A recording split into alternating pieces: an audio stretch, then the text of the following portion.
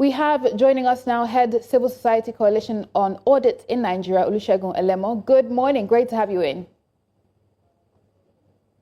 Yeah, good morning. Happy to join. Thank you. Yes, great to have you in. And of course, with the tone of the nation right now, with the passing of the former president, let's begin from that before we get into the highlights. Transparency, accountability. We know that's what last year's conference was about. What's your assessment, and what would, former President Buhari's legacy when it comes to transparency, anti-corruption be? Well, thank you very much. Well, I would say that when the former president took office in 2015, there was so much euphoria and excitement as to what he's capable of doing and what the expectations of Nigerians were at that time. Remember that we're coming out of a government that had been characterized as being corrupt, given much of the fleece that happened in the oil and gas sector, especially with the subsidy regime. So when the former president took over in 2015, part of the strategic domains of his campaign were to fight insecurity, to reposition the economy, and then address the issue of public sector corruption. The insecurity, but let's go straight to the crux of what you asked about transparency and accountability. I think the former president stood out with regards to transparency and accountability to the extent that he facilitated our entry into the Open Government Partnership in 2016. And that was immediately after he attended the Anti-Corruption Summit in London a few months before then. So it was his administration that actually facilitated that process of having Nigeria being a member of the Open Government Partnership. After we became a member of the OGP, we've had the first National Action Plan, the second one, the third one, and the fourth one is currently being developed as we speak. So he said he set the foundation for that. Yeah, go ahead. Pretty much. He set the foundation for that. The former president, now late, Muhammadu Buhari. Absolutely. And hopefully we're seeing the dividend. Absolutely. Yeah, the dividend from that. Now let's get into the conference that held last week. What would you say were the key takeaways from the National Conference on Public Accounts and Fiscal Governance held in Abuja, and how do they align with this administration's broader economic reform and transparency agenda? Well, I think the key takeaway from there would be that the stakeholders agreed that there's still much work to be done with regards to, public accountability, the fiscal governance, and much of the conversation hovered around the work of supreme audit institutions at the federal level and audit institutions at subnational level, as well as the activities of public accounts, whether in the Senate or the House of Reps or even at state houses of assembly, as to how it relates and connects with the current economic trajectory of the present administration. I think that when you look at the steps that the president is taking, particularly with fiscal reforms and trying to realign the fiscal trajectory of the country. And then again, is that when this current administration took over, we were using 97% of our revenue to service debts. Now, they say it's gone down to less than 70%. But then we're also dealing with, debt overhang and all of that. But much of the conversation at the conference was around the inefficiencies with how accountability, transparency operates in Nigeria currently. And I'll give you some of the inefficiencies that were discussed at the conference. is to say that, for instance, the reports of the Auditor General doesn't come out in a timely manner. The latest audit report is that of 2021.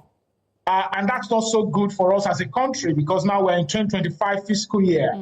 Those are some of the discussions that happened at the conference. How do we enhance the process in a way that we have the report of the Auditor General come out in a timely manner? Because that is one report that is very critical to the work of the public account committees, whether at the National Assembly or state assemblies. In fact, the committee cannot do anything without having that report submitted to it first. So when that report then comes late, what do you expect the committee to do? Also is the legal framework for public auditing in Nigeria. Much of the discussion at the conference centered around the need to have a modern audit law. Like I said, it is the work of the Auditor General that feeds the activities of public accounts committees.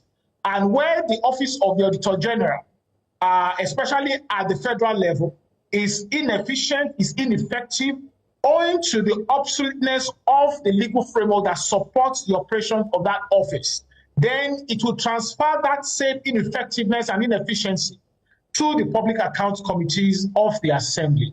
As such, the bill, the Federal Audit Service Bill, that has been in Parliament for more than 10 years now, and is currently being worked on by the current 10th Assembly, was also a center of discourse at the conference.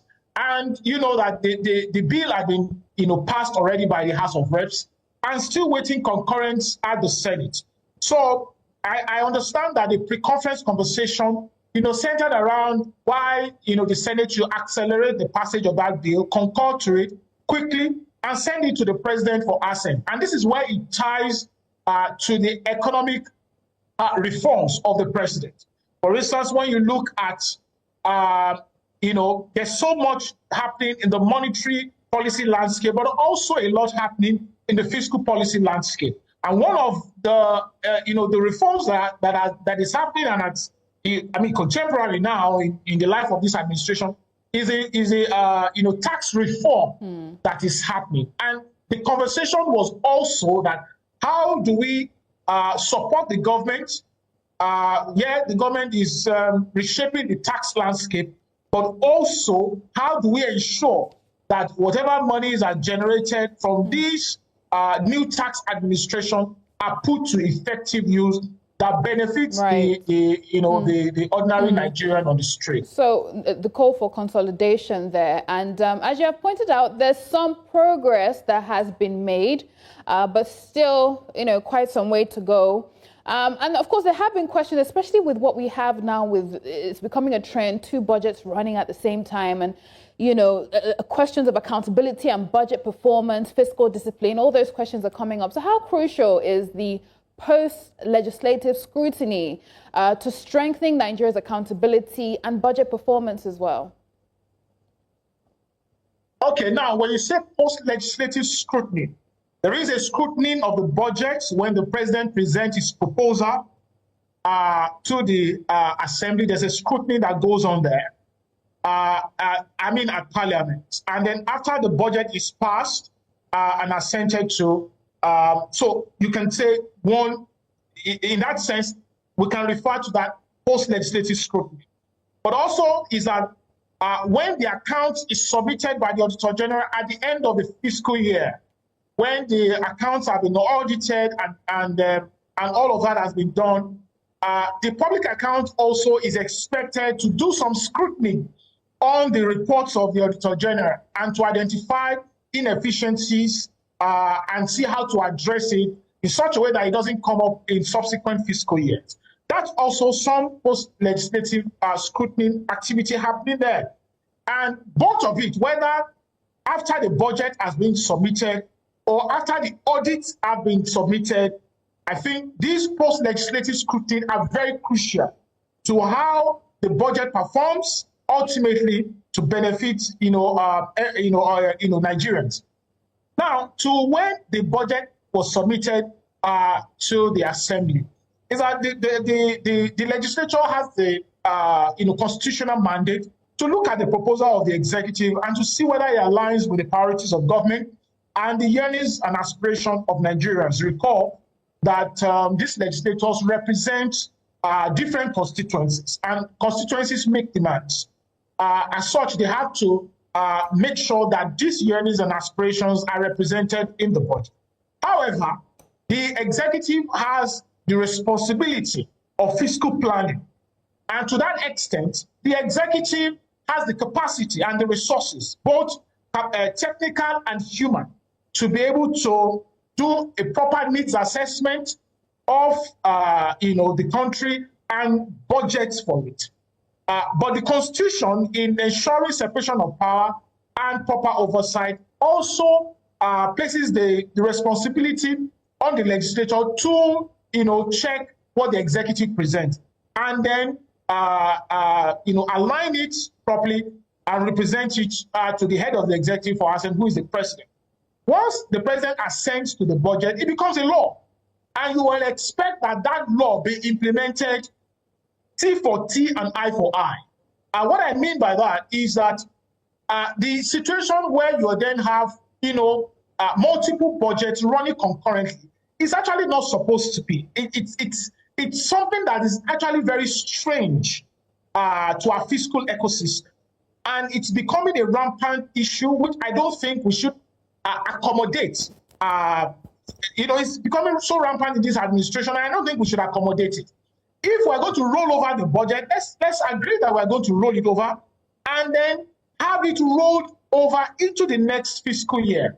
And in which case, we'll expect the next budget to accommodate whatever are outstanding in previous fiscal year and have a consolidated budget that rolls over and is properly implemented. But we know that we have a single budget that is being implemented. What I'm trying to say, in essence, is that the current fiscal situation we have, where we're having multiple budgets running concurrently, is actually very terrible, because when you then come to the oversight with regards to audit, which of the fiscal year is the Auditor General going to audit? Is it going to audit 2024? Is it going to audit 2025? Or is it going to audit 2023? So those are the issues that we're faced with regards to that.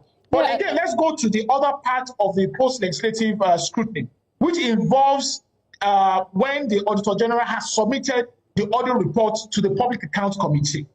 Also, the Public Accounts Committee has a mandate under Section 85, 86, to look at the report that has been submitted by the Auditor General and to see what audit opinions have been issued, where funds have been mismanaged or misappropriated, where inefficiencies in implementation of the budget have been highlighted.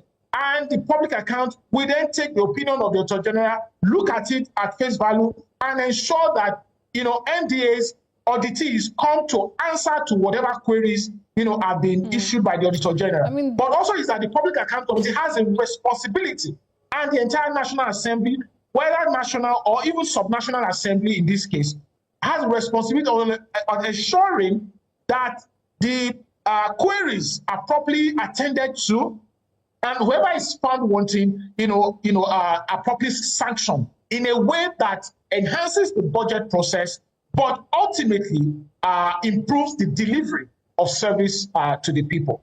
Important recommendations being made there, Mr. Elemo.